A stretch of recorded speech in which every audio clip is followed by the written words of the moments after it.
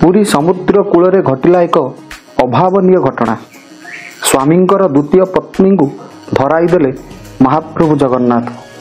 छोट झीर बुद्धि पाई धरा पड़ा द्वितीय पत्नीर रहस्य। झील आगरे क्षमा मागिबाकू लागिले बापा। मामा आगरे न कही चुप रही काकुति मिनती होई कहउथांती झीर बापा।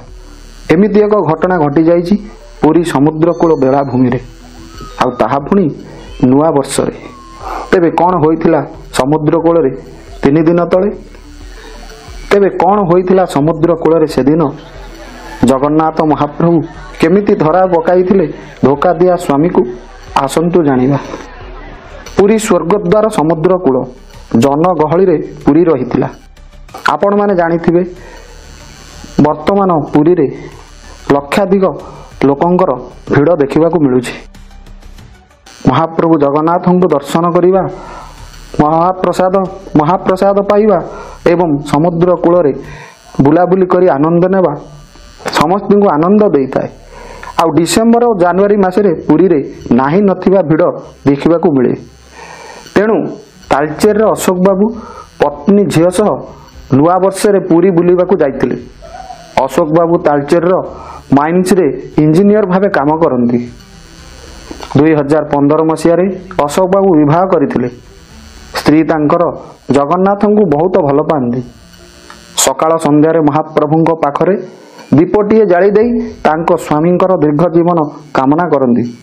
किंतु स्वामी तांकर पछपटे आउ गोटिए रक्षिता स्त्री सहित लुचा छपा संपर्क रखि थांती।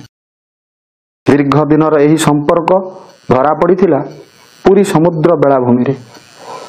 अशोक बाबू तांको स्त्री आरती को लुचाई रखिथिले एही संपर्क को। अशोकंक स्त्री आरती महाप्रभु जगन्नाथंकर परम भक्त थिबारु प्रभु कालिया शांत अशोकंक जीवनरु द्वितीय रक्षिता पत्नी को सबुदिन पई अलगा करी देइथिले। सेदिन अशोक बाबू तांको फैमिली सहित पुरी समुद्र कूल एक होटेल रे रही थांती। सकाळु सकाळु नित्यकर्म सारी महाप्रभु कालिया ठाकुर को दर्शन करी जिबा तांकर प्रोग्राम थिला। दर्शन सरीगले आनंद बजार रे अभड़ा खाई होटेल को फेरिबे। किंतु सकाळु सकाळु समस्ते नित्यकर्म सारी महाप्रभु जगन्नाथ को दर्शन करिबा पई जिबाकू बाहरिला बेलकू स्वामी अशोक बाबू मुंड बुलाई देउछि, देहटा भल लागुनी कही न जीवार बहाना कले। स्त्री आरती कहले, देख तुम्हें जदि आम सांगरे न जीव ताहले आमे भी जीवुनी। तुम देह भल हो जाऊ, आमे महाप्रभु को दर्शन करिबा पई जीवा। किंतु अशोक बाबू स्त्री आरती को बुझाई सुझाई जगन्नाथ को दर्शन करिबा पई पठाई देले। स्त्री तांकर झियो को नहीं देउल को चली गले। आरती मैडम देउल को जाई जगन्नाथ को दर्शन कले। आउ प्रत्येक दिन परी तांको स्वामींकर दीर्घ जीवन कामना कले। सेपटे अशोक बाबू होटेल रु जाई बेलाभूमि रे तांको द्वितीय रक्षिता स्त्री सहित आनंद करिबाकू लागिले। आरती मैडम दर्शन सारी अभड़ा खाइले और अशोक बाबू पई किछि अभड़ा नहीं आसिले होटेल को। किंतु अशोक बाबू होटेल रे नथिले। आरती मैडम फोन कले, अशोक बाबू उठाइले नहीं। किछि समय परे अशोक बाबू फोन करी कहिले, मु टिके मेडिसिन नेबा पई दुकान को आसीछि, तुमे व्यस्त होबनी। आरती मैडम और झियो समुद्र कूल आड़े बुलिबाकू चली गले। समुद्र कूल रे बुलु बुलु से माने स्वर्गद्वार बेलाभूमि ठारू दूर को चली गले। आरती मैडम समुद्र बालुकारे बसी थांती। झियो तांकर ओटो उपरे बसी खेलुथाए। ओटोटी उपरे बसीथिबा झियो देखिबाकू पाइले तांको बापा गोटे स्त्री लोक सह हस खुशी करुछन्ति। आरती मैडम और तांको झियो भितरे मात्र 100 मीटर दूरता रही थाए।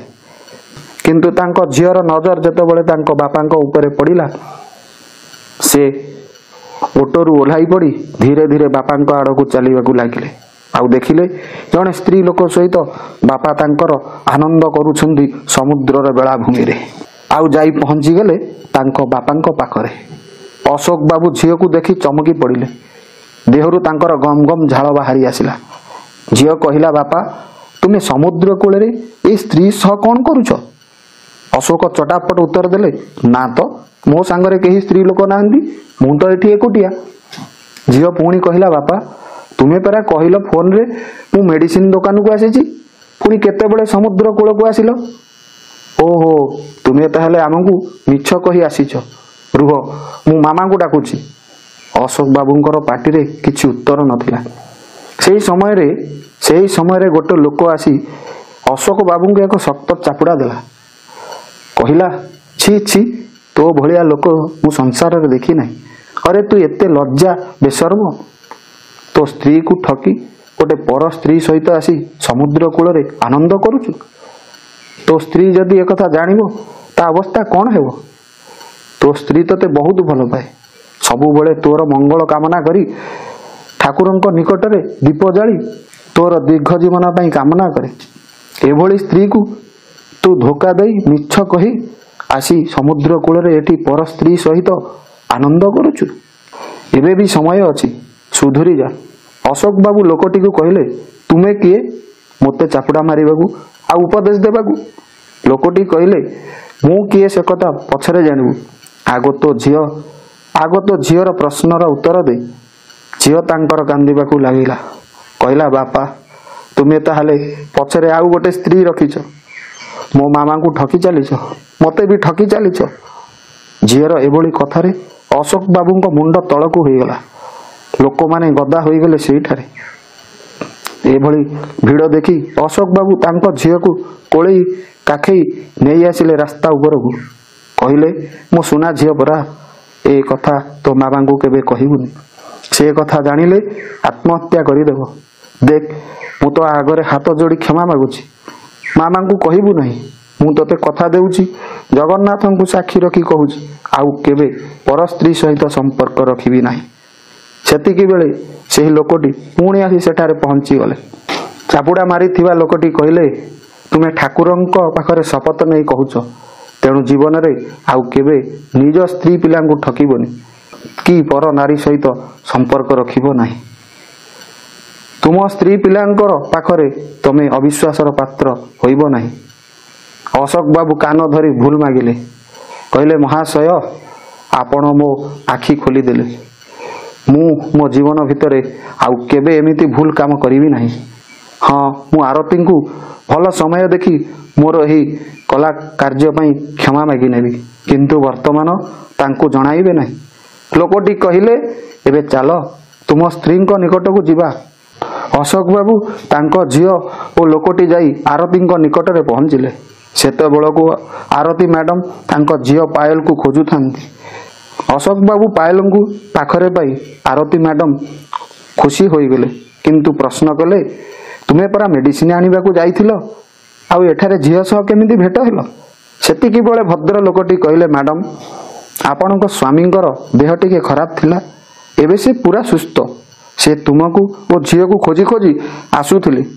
ଝିଅ ସହ ଦେଖା ହୋଇଗଲା, ଆଉ ଆମେ ସମସ୍ତେ ତୁମ ପାଖରେ ପହଞ୍ଚିଲୁ। ଭଦ୍ର ଲୋକଟି କହିଲେ, ହଉ, ମୁଁ ଏବେ ଯାଉଛି, ତୁମେମାନେ ଆନନ୍ଦରେ ରୁହ। ଗଲାବେଳକୁ ପୁଣି ଥରେ କହିଲେ, ଅଶୋକ ବାବୁ ଆଉ କେବେ ଏମିତି ଭୁଲ କରିବ ନାହିଁ କହି ସେ ଭଦ୍ରଲୋକଟି ସେଠାରୁ ଚାଲିଗଲେ। ହେଲେ ଅଶୋକ ବାବୁଙ୍କ ମନ ମାନିଲା ନାହିଁ। ସେ ଆରତୀଙ୍କ ପାଖରେ ନିଜକୁ ଦୋଷୀ ବୋଲି ଭାବିଲେ। ତାଙ୍କ ମନ ସ୍ଥିର ରହିଲା ନାହିଁ। ତେଣୁ ସେମାନେ ହୋଟେଲକୁ ଗଲା ପରେ ଅଶୋକ ବାବୁ ସବୁ କଥା ଖୋଲିଦେଲେ ଆରତୀଙ୍କ ଆଗରେ। ଗୋଡ଼ ଧରି କ୍ଷମା ମାଗିଲେ ଆରତୀଙ୍କୁ। ଆରତୀ କହିଲେ, ସ୍ୱାମୀ, ମୁଁ ସବୁ ଜାଣେ। ବହୁ ଆଗରୁ ଏକଥା ମୁଁ ଜାଣିଥିଲି, କିନ୍ତୁ ମୁଁ ଚୁପ୍ ରହିଥିଲି। କାରଣ ଯଦି ସାହି ପଡ଼ିଶା ଜାଣିବେ, ବାପା ମା ଜାଣିବେ, ତମ ପରିବାର ଜାଣିବେ, ତାହେଲେ ନିନ୍ଦାର ପାତ୍ର ହୋଇଯିବା ଆମେ। ମୁଁ ଆଉ ମୁହଁ ଦେଖାଇ ଚାଲିପାରିବି ନାହିଁ, ତୁମେ ବି ମୁହଁ ଦେଖାଇ ଚାଲିପାରିବ ନାହିଁ। ତେଣୁ ସବୁ ଜାଣି ମୁଁ ଚୁପ୍ ରହିଥିଲି। କାରଣ ମଣିଷ ଯେତେବେଳେ ନିଜ ଭୁଲ ନିଜେ ବୁଝି ନପାରେ, ସେ ପର୍ଯ୍ୟନ୍ତ ସେ ଭୁଲ କରି ଚାଲିଥାଏ। ଯେତେବେଳେ ନିଜ ଭୁଲ ନିଜେ ଜାଣିପାରେ, ଆଉ କେବେ ସେମିତି ଭୁଲ କରେ ନାହିଁ। ମୁଁ ତୁମକୁ ବହୁତ ଭଲ ପାଏ। ସବୁବେଳେ ଜଗନ୍ନାଥଙ୍କୁ ଗୋଟିଏ କଥା ମାଗେ, ମୋ ସ୍ୱାମୀଙ୍କୁ ଦୀର୍ଘଜୀବୀ କର, ତାଙ୍କୁ ଭଲ ବାଟକୁ ନେଇ ଆସ। ଆଉ ଆଜି ତାଙ୍କ କୃପାରୁ ତୁମେ ତୁମ ନିଜ ଭୁଲ ବୁଝିପାରିଲ। ତୁମକୁ ଯିଏ ଚାପୁଡ଼ା ମାରିଲେ ସେ ସ୍ୱୟଂ ମହାପ୍ରଭୁ ଜଗନ୍ନାଥ। ସେ ନ ଚାହିଁଥିଲେ ତୁମେ କେବେ ହେଲେ ତୁମର ଭୁଲ ବୁଝିପାରିନଥାନ୍ତ। ଅଶୋକ ବାବୁ ନିଜ ସ୍ତ୍ରୀ ଆଗରେ ଆଜି ସମ୍ପୂର୍ଣ୍ଣ ଛୋଟ ହୋଇଗଲେ ସତ, ହେଲେ ଆରତୀ ଭଳି ସ୍ତ୍ରୀଟିଏ ସେ ପାଇଛନ୍ତି, ଯିଏ ନାରୀମାନଙ୍କ ଭିତରେ ଜଣେ ଶ୍ରେଷ୍ଠ ନାରୀ। ତେଣୁ ତାଙ୍କ ମନ କୁଣ୍ଢେ ମୋଟ ହୋଇଗଲା। କାରଣ କ'ଣ ଜାଣନ୍ତି? ତାଙ୍କ ସ୍ତ୍ରୀ ଆରତୀଙ୍କର କଥା ମହାପ୍ରଭୁ ଜଗନ୍ନାଥ ଶୁଣନ୍ତି। ତେଣୁ ଅଶୋକ ବାବୁଙ୍କ ପାଇଁ ତାଙ୍କ ସ୍ତ୍ରୀ ଏକ ହୀରା ସଦୃଶ। ଆଜି ସେ ଜାଣିପାରିଲେ ତାଙ୍କ ସ୍ତ୍ରୀ କେତେ ମହାନ। ତେଣୁ ଅଶୋକ ବାବୁ ନିଜ ଝିଅ ପାୟଲର ମୁଣ୍ଡ ଛୁଇଁ କହିଲେ, ମା, ତୋ ବାପାକୁ ଥରୁଟେ କ୍ଷମା କରିଦେବୁନି?